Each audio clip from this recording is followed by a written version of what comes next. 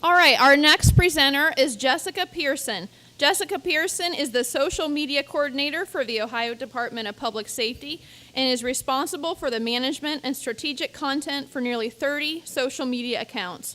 Prior to her position, Jessica spent 8 years with the Ohio State Highway Patrol's Public Affairs Unit, where she excelled in social media. Please join in welcoming Jessica Pearson. Hello. To get started today, we're actually going to start with a video.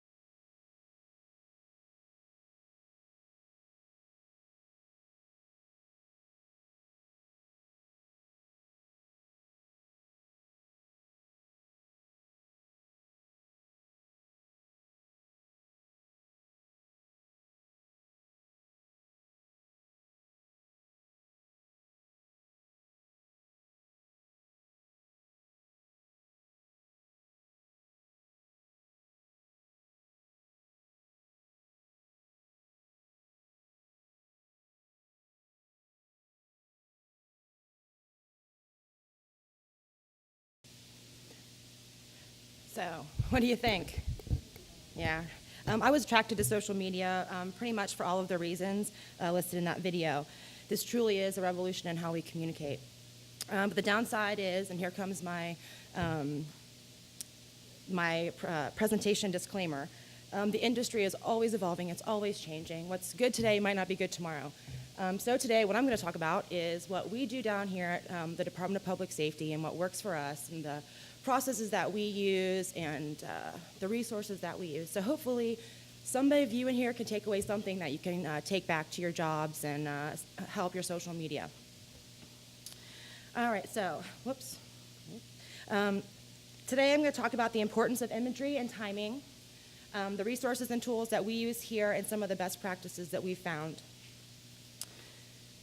You heard this morning from John Keeling. Content is king, and if you can pair engaging content with an image, you're going to have more chance that your post is going to be shared, liked, or commented on. BufferApp.com did a study adding images to their tweets and Facebook posts. And tweets with images, the retweets increased 150%, and their favorites increased 89%. They found that the Facebook posts with images are shared 5 to 20 times more if they have an image. And we've been really lucky on Facebook for the past 6 years, but now Facebook is definitely turning into a pay-to-play platform. They have this algorithm that they use that no one can really figure out, but what we do know is that 6 to 7% of your pages will reach your fans daily. Only 6 or 7% of your fans will see that stuff. So, and I actually saw a report by Mari Smith. She's a social media expert for Facebook, and she said it could go as low as 2% in the future. So that's why posting engaging content is so important. Just to show how popular imagery is, Instagram is the fastest growing social media platform, and Pinterest is actually surpassing Twitter in popularity in the United States. And with Pinterest, people can pin content on your websites and put it on their boards. And so if you want to see what people are posting from your website, if you go to pinterest.com/source/ and then put your URL for your website, it'll pull up a Pinterest board with all the stuff that people are posting. So you can gauge kind of what people think is important enough to post on one of their boards in Pinterest. All right, so let's talk about how to incorporate some of these imageries into your posts. A few years ago, I was sitting in the audience. I was the PIO for the State Highway Patrol, and the social media manager for Nationwide Children's Hospital was here.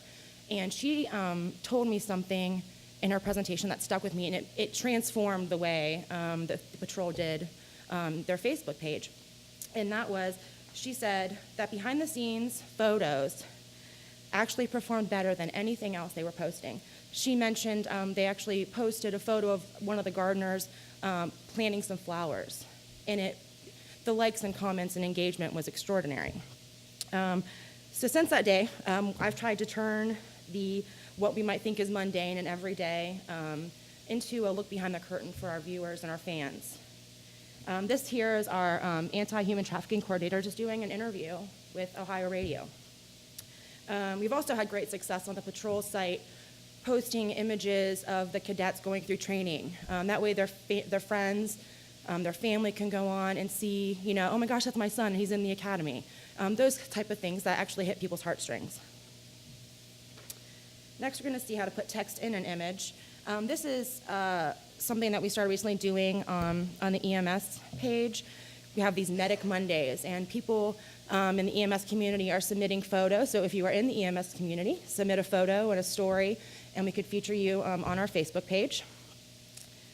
This quote is one by the Director of Strategic Accounts for Facebook, Mark Walrap. He says, if you zoom out, we're in this world where there's just infinite amounts of information. The way to stand out among all that clutter is to tap into emotion. And one of the ways that the patrol has done that was this post here. Has anyone seen this? This was a very, very, very successful post. He's right back there, by the way, the trooper.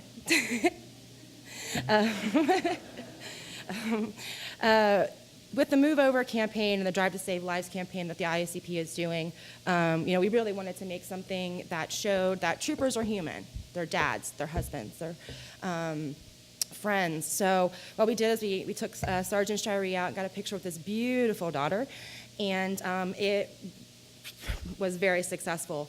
Since this photo's been up, it's been viewed by more than 1.1 million people. It's had more than 88,000 likes, shares, and comments. Plus, we got national news coverage out of this one post. It was really impressive. And the best thing about this is the first week that this was posted, the patrol received 3,000 new likes on Facebook just from this. And if you put that into perspective, I ran the analytics when I was doing this presentation, and from May 13th of this year when we posted this until today, we have gotten more than 35,000 likes. If you put that in perspective, we only have like 86,000, I shouldn't say only, we have 86,000 likes now. So since May 13th, we've gotten over 35,000. I think it's great. No, I did not, all organic, yeah. Okay. Another way that we're trying to incorporate imagery is into some contests. The BMV had a friendly competition about who was the favorite deputy registrar or driver's license examination station. And this actually, I was looking at the analytics again, and this was one of the highest performing posts for the BMV, and something that simple. And I'll show you guys later in the presentation how to make these nice little graphics. And then this is also a picture of the patrol's most dapper dog contest. Did anyone see this on Facebook? Did anybody vote? It was also a very successful contest that we did. This contest only ran for 1 week. And we posted several times about the contest. We cross-promoted it on Instagram and Twitter. And this one post that we're looking at right now was seen more than 205,000 people and garnered nearly 33,000 likes, comments, and shares. During the 1 week that this contest ran, the patrol got 2,000 new likes. So this is also very successful for us. And people love the dogs. I mean, if you guys have any kind of canines in your areas, definitely, we say exploit the canines because people love them. Okay, now we're going to talk a little bit about timing. According to Track Maven Study from a couple months ago, Facebook interactions skyrocketed on Sunday, and Twitter tweets received the most retweets on Sunday. So what is this saying about our Monday through Friday, what we normally do? What it's saying is we need to start scheduling stuff to be posted on Sundays. Also, as part of this Track Maven study, they kind of broke it down for Twitter, Instagram, Facebook, and some blogs. And you can, see all the timing and stuff there. But the thing is, people come to Facebook because they're a fan of Facebook first. They're not coming to Facebook to see what Starbucks is doing or what Target's doing on their Facebook pages that day. So if they are fans of your page, and if you are posting relevant content, and if you found the right formula to make it into their news feed, then they may engage with you. So isn't that encouraging?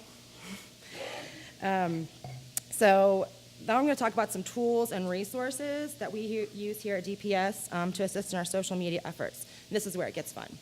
Has anybody heard of Canva?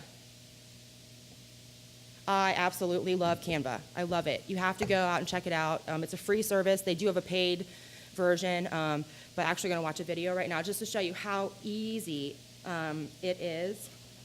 This was a Canva that I created. It was a story about a teen crashing his golf cart while reading a text, which is kind of a good story. I might click on it if it was just a link, but this made it so much more interesting. Reasons why I love Canva: it's easy to design. It's a drag and drop. You can upload your own photos. You can size each image or graphic specific to the social media platform for optimal viewing. So none of your stuff will be cut off in Twitter. But you have to create a separate one for Twitter and a separate one for Facebook. And there's tons of video tutorials. They send you updates on how to do tinting and all different kinds of stuff. The possibilities are endless. So, having said that,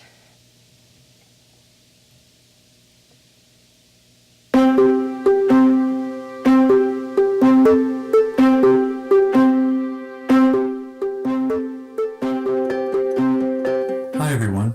Today I'm going to take you through a crash course. Everything you need to know from start to finish when creating a design in Canva. Right now we're on the home page. To get started, you can select any of the design types we've already created, such as a Facebook cover photo. You can also set custom dimensions for a design by typing them in here. Whenever you create a design, it automatically gets saved to your profile, so you can open it again later and keep working on it. You can see some of the designs I've been working on recently saved to my profile. Let's go ahead and click Presentation and start a new design. The first thing you see when you open a new design is the Layouts tab on the left-hand side. Our designers have already created a number of layouts you can use for each design type. They're really great if you need some inspiration or help getting started. So if I go ahead and click on one, it's added to my page. Under the Search tab is where our Canva image library is located. We currently have more than 1 million images in the library. We put together some of the popular collection for you in the folders you see here, such as lines, banners, and grids. If you click on one such as text placeholders, it will bring up the collection we have in our image library. You can also search for what you're looking for using the search bar. So I might search for telephone, and that's going to show all the results we have in the library for that search. I can just drag that image into the placeholder. Next is our Text tab. You're able to add text directly to your page, or you can use one of our free text placeholders that's already been designed. If you click Backgrounds, you're able to add a solid color or pattern background. You can also use a stock image and set it as the background. The last tab is for your own uploads. You can upload your image files by clicking on Upload Images, or drag the files onto the screen. You can also connect your Facebook account to pull in your images, and then use those in your designs. Let's go ahead and actually create a quick design. First, I'm going to click the Backgrounds tab and add this green background. Now I'm going to search for giraffe, and that will bring up all the results we have for giraffe in the library. You can see it's a mix of stock photos, illustrations, and cutout images. I'll drag the giraffe onto my design.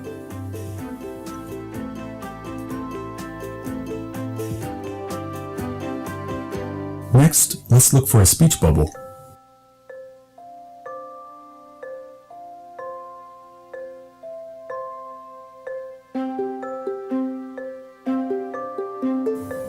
I want to change the color for the speech bubble. I can edit and change text.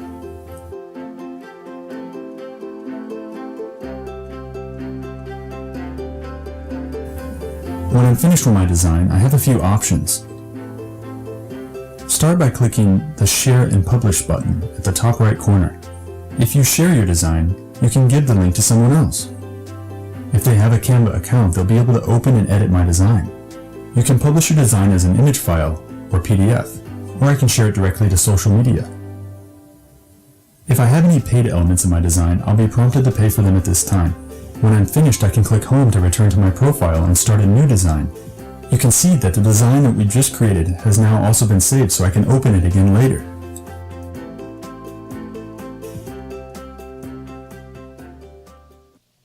That's pretty cool, isn't it?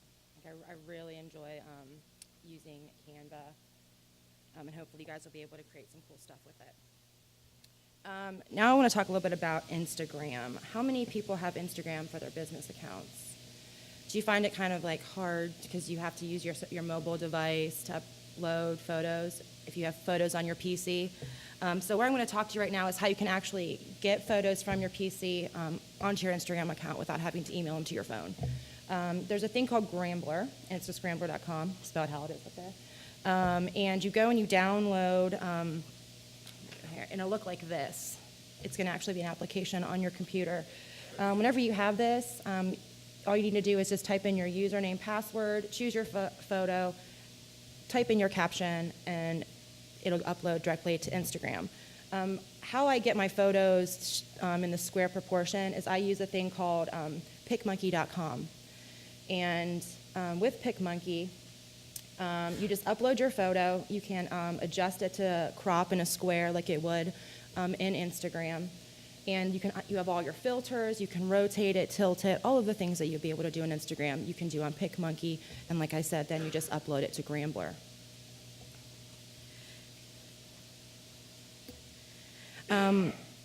One of the other cool resources that Instagram just released was Hyperlapse. It's an app you can get on your, it's only on iOS platforms right now. But it's a really cool feature because you can take like long videos and then shorten them into just a few seconds, depending on how fast you want to speed up. It's kind of like time lapse if you have the new iPhone. So this is one that we took this morning.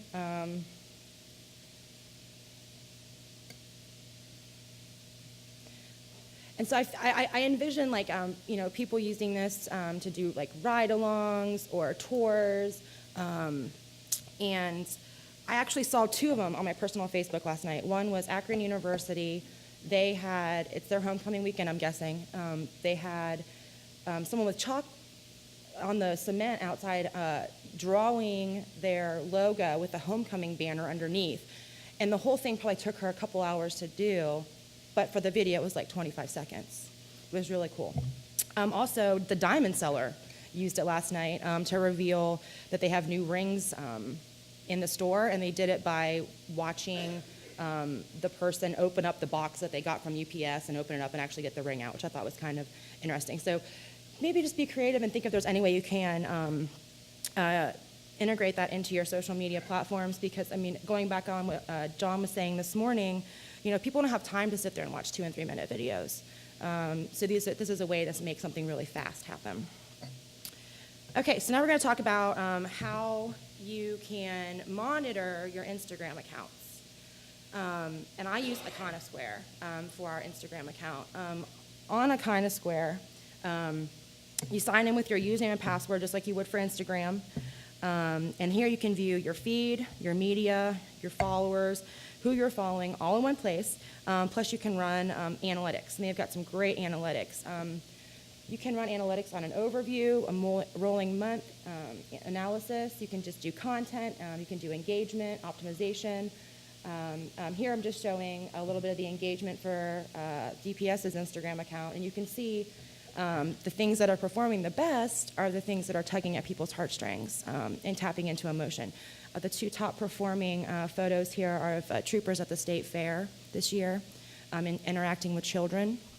And the third highest is, or the fourth highest, I'm sorry, is of a picture of what John Keeling was talking about this morning, which is a picture of the State House on 9/11. You can see the flags down there in the corner. Another thing that I really like about Iconosquare is that they have all these options to share and to repost somebody else's content. So I actually used Iconosquare a couple weeks ago and reposted one of NHTSA's child safety seat messages that they had put on Instagram, and it actually got them to follow us back. So if you engage with others, they're going to engage back with you. So if you can see something that you like, repost it. Just make sure you give them credit for the original post. From here, you can also share on Facebook, Pinterest, Twitter, Google+, or create a link directly to the content. So that's another option that you have in Iconosquare. And lastly, for Iconosquare, they offer you several options to promote your Instagram account so people know you have an Instagram account. A couple of these that I just highlighted here are you can create a profile cover for your Facebook page using your Instagram photos. We just did this on our homepage. We created a photo gallery widget on the DPS homepage so that people, if they come to our homepage, they know that we're on Instagram. They can sign on and follow us from there. All right, so now I'm going to switch over to monitoring. We kind of talked a little bit about it with the Instagram Iconosquare app, but this is what I spend a lot of my time doing throughout the day. People are talking about you. What are they saying about you? Are they talking at you? So just important to monitor social media as it is to monitor traditional media. This way you have an opportunity to respond to complaints, to share compliments, answer questions, and it's a great way to manage the crisis. One way that we are monitoring our social media is through a service called Meltwater. It is a paid service that we have at the department that all of our divisions use. Twice a day I get emailed reports, one in the morning and one in the afternoon, that not only tells me traditional media stories we're in the department, but it also shows me where we're being mentioned on social media. And one thing about this that I like is that it we don't have to be tagged. Like, someone doesn't have to tag us. I can search for search terms like Ohio Patrol or Ohio State Patrol instead of Ohio State Highway Patrol. The BMV. There's so many other ways we can get information on here other than having to be tagged. I can also go to the website and do custom searches if there is something going on, like the Toledo water crisis. I can go on there and search for specific terms and get social media. John Keeling mentioned this morning. We use HootSuite as well. There's free or paid versions. You can schedule a post or do auto schedule. I auto schedule a lot of stuff. And the difference is you can schedule it for whenever you feel like it's a good time for it to go out, or you can auto schedule, and Hootsuite will post it when they think it's the best time. And I'm pretty sure they know better than I do when more people are on social media platforms. The only thing that I want to bring up here is not to auto schedule something if it's time sensitive, because sometimes if you have several things auto scheduled, it might kick it to the next day. And another good thing about this is I manage almost 30 social media accounts on a daily basis. So this is one place I can go and see everything that's going on with every single one of them in one spot. I also run all of my analytics here. I make monthly reports that I distribute then to each division. It has great analytics there. So, and my favorite part of Hootsuite is the Hootlet, which I don't know if you can see, but up there in the corner there's a little owl. If I'm on any website and I click that little owl, it's going to bring this up. And I can edit that. I can send it to as many social media platforms as I want by clicking the select social media network, and I never have to leave the original page I was on. So that makes it really easy. So I don't even have to go into Hootsuite. I can just click that and press auto schedule or send now. Okay, and if you don't want to use things like Hootsuite or some of these more complicated platforms because you only have one Facebook account, Facebook has some great insights, and you can also schedule from there. So I like to go and look at every page, at their insights, at their posts, and just see what's performing well and what's not performing well. And if something's performing well, then see how you can do that again, and really give the people what they want. Okay, Geofeed. Has anyone heard of Geofeed? Yeah. The department just got this a service for all the departments, and I just got an account, and I'm super excited about it. I really don't know much about it. I sat through one small demo. But what I do know about it is that unlike other monitoring services, I can see, I don't know if you can tell the little buttons there, I can go in and see every Instagram photo that's happening in this general area. I can see every tweet, every Facebook post, every Flickr photo. They are the only company that had, they somehow integrated in with Facebook somehow, but they're the only company that has that. You can search by search term. You can search just Instagram photos. So the way I see this working is I know the Emergency Management Agency is probably going to be using this to get assets to the proper areas. I see it as using it to see if there is a crisis situation, we can go on here and see what people are saying. We can have boots on the ground before boots can actually get on the ground. I think it's going to be highly useful. I actually am going to a training next week. They're coming in and to show me a little bit more how to use it, but it's a great resource. All right, so I'm going to talk about some best practices that we do here. When I started this position, I've only been in this position since July of this year. So when I came in, I made a content calendar, and all the division PIOs input into the calendar what their divisions are doing, what national awareness weeks they have going on, so that anytime I go to the calendar, I know what's coming up, what's expected to be done. So if you miss a day at work because you're sick, someone can pick right up where you left off.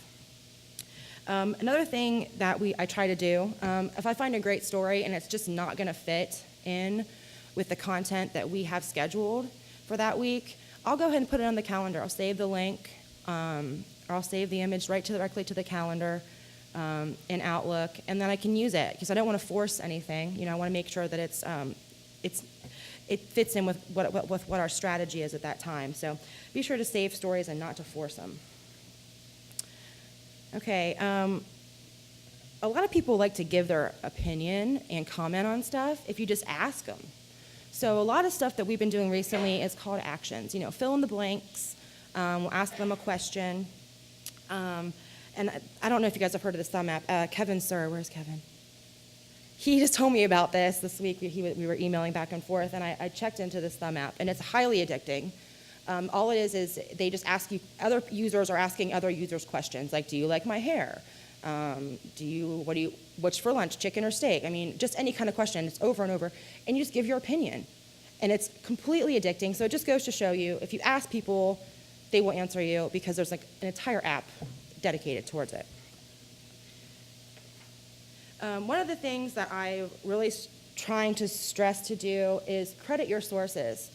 I go back to that NHTSA Instagram repost. If I hadn't credited them and thanked them and tagged them in my repost, they would have overlooked it. And now they followed us back. So, engage with people and they'll engage back.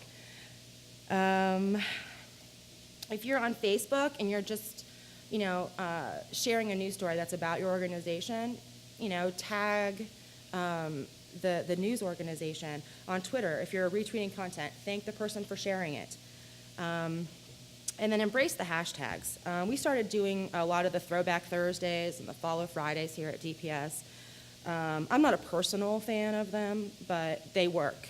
So we've been doing that. And if you do the Follow Friday, which is like the hashtag FF on Twitter, make sure you tell people why they should be following those people. Say, hey, follow, Ohio EMS. They give great information for EMS providers. But if you are going to be embracing the hashtag and you're going to be seeing what's trending and trying to incorporate it into your messaging, then you'd better make sure you know what it's being used for. Just recently, DiGiorno's Pizza learned the lesson the hard way when they posted hashtag why I stayed, you had pizza. The hashtag was meant for survivors of domestic abuse and for them to share their stories. So by them doing that, it was very bad for them, and they deleted it and posted a million apologies, did not read what the hashtag was for before posting. So just take the extra time and do your research on what the hashtags actually are for. Okay, additional resources for you guys. Govgirl.com. It's Christy Dalton is her name. She gives weekly web videos on govtech.com. She has her own website. She offers free training videos. She's a great resource. Alltop.com, which is, I believe, made by the creators of Canva, because they have a lot of Canvas on there. But it's great for finding content. You can go to alltop.com and type in any kind of search term, and it will bring up like trade publications, websites dedicated to it. I go on there a lot for Motorcycle Ohio, just to try to generate some new interesting content. They also have something on there on the top links in the navigation. It's called Holy Cow, but it's spelled K-A-W. And what it is, it's more quirky content. I always go there and check just to see if there's anything there that's usable, but it's generally pretty quirky and not really fit for government. But I did find one time the State Highway Patrol had just won the Best Looking Cruiser contest that was run by the American Association of State Troopers, and I went to Holy Cow, and lo and behold, there was a video illustrating the top 10 most expensive police cruisers in the world. So that, I thought, hey, that works. So I shared that and tied it back into us winning, and it performed fairly well. Mari Smith, I absolutely love her. I don't know her personally, but I follow her on Facebook. I read her blogs. I watch her free training.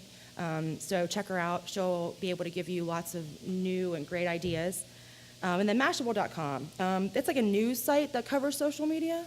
So they generally are on like the cutting edge of what's going on. So they have an email that you can sign up for and get it daily just to get updates. All right, so has anybody heard of Ello? Okay, they've been in the news a lot this week. It's a new social media platform that it's being touted as the anti-Facebook. It's ad-free, clutter-free. It recently gained popularity due to Facebook making its users actually use their real names. It's invite only, and people are actually paying for other people's invites to get in. I asked for an invite. I've not gotten it yet. They keep on sending me emails like, it's coming, but I haven't gotten it. So what are people, actually, it has a manifesto. I forgot about that. And basically in this manifesto, they're saying basically that social media networks are owned by advertisers, that we are the product that is bought and sold. They believe in a better way, and that we are not a product. But it hasn't gotten the best reviews. Mashable.com is saying, LO is no Facebook killer. PNC Mag, just say no to LO. Network World, what is LO? A social network with a terrible business plan. Reviews across the board have been bad. They've had some privacy issues, and the site was actually down for like 35 minutes on Sunday. And since it's ad-free, I've heard that it's pretty bare bones, and then you have to pay for added stuff. So that's how they're basically making their money, since there's no ads. And for those that have been on the site, they say it's just a lot of people on LO talking about being on LO. So I can't wait to get my invite so I can check it out. But yeah, that's all I got on that one. So the best advice I can give to you guys is do things and tell people. Here at DPS, we're always doing things, but we weren't always really telling people about it. So in June, we started a little thing called News in 90. And you'll probably recognize a face when it comes on. But every Monday, this is released internally and externally. We put it out on social media. So I'm just going to give you guys a little taste of News in 90.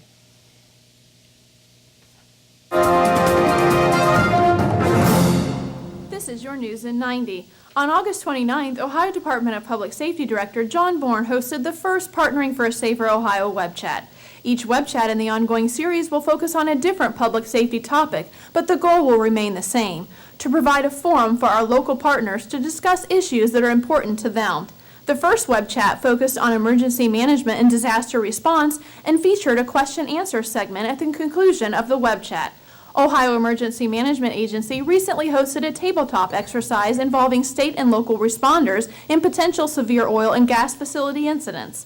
They discussed and identified opportunities to engage citizens and define their roles and responsibilities.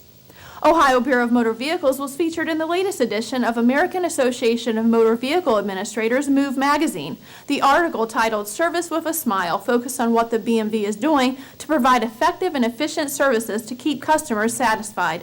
A recent survey completed by DMV.org named Ohio BMV #1 in the country, so the BMV does know what makes customers happy.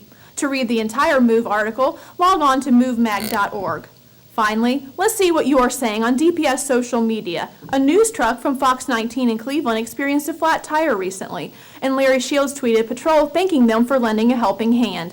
Larry went on to say that they were very professional. Thanks for sharing. We always appreciate your feedback. Be sure to check out all DPS divisions on Facebook, Twitter, and Instagram. Coming up next week, Man's Best Friend is the focus of a contest on the Ohio State Highway Patrol's Facebook page. That story and more on next week's News in 90. All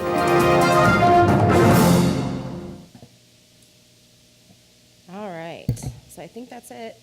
Does anybody have any questions? Yes. Yes.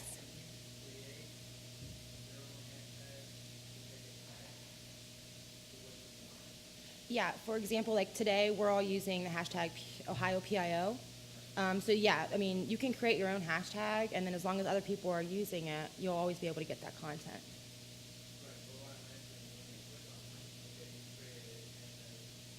Mm-hmm. In Twitter, it'll take you to the news feed of everything that everyone's saying about using that hashtag. On Facebook, I don't think it does that. I think you have to actually search for the hashtag in Facebook. You can? Yep. You can click on it? Okay. Does that answer your question?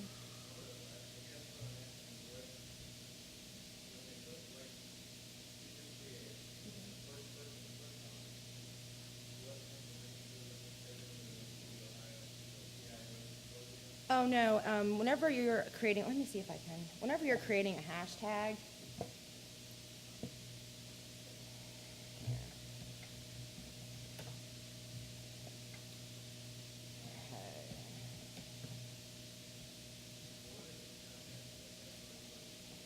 they're not going to see anything if there's only been used once. They'll just see that one in the feed.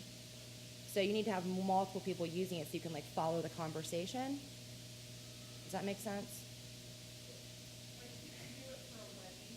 Yes. And then people do it for a wedding, and they have cards at the table, so you take pictures at the reception, and you go to Twitter and hashtag the name of their wedding, then all the pictures from whoever did that post will all come up. Does that make it better? Okay, let me see if I can.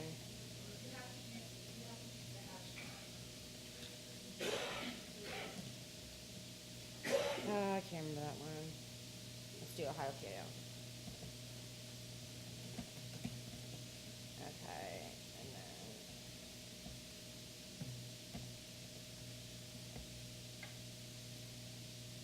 All right, so.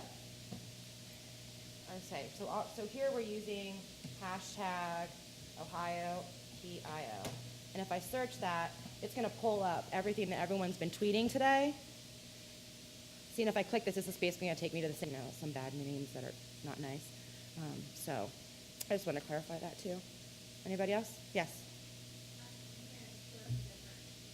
Mm-hmm.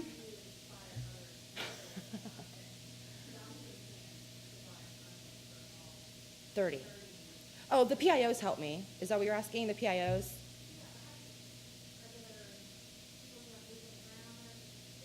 Yes, I sat down when I first took this job, and I sat down with every single executive director of every division and their key staff, and I said, okay, whenever you're out, Homeland Security, Rick Barron, whenever you're out doing a school assessment or something, snap a photo, send it to me. It doesn't have to be anything exciting. So that's starting to pick up, but like I see on the calendar where like people have gone and done stuff and they haven't sent me anything. So it's one of those things I just have to keep on getting on them to get me content, because I can't do it all myself. So, all right, last question, sorry.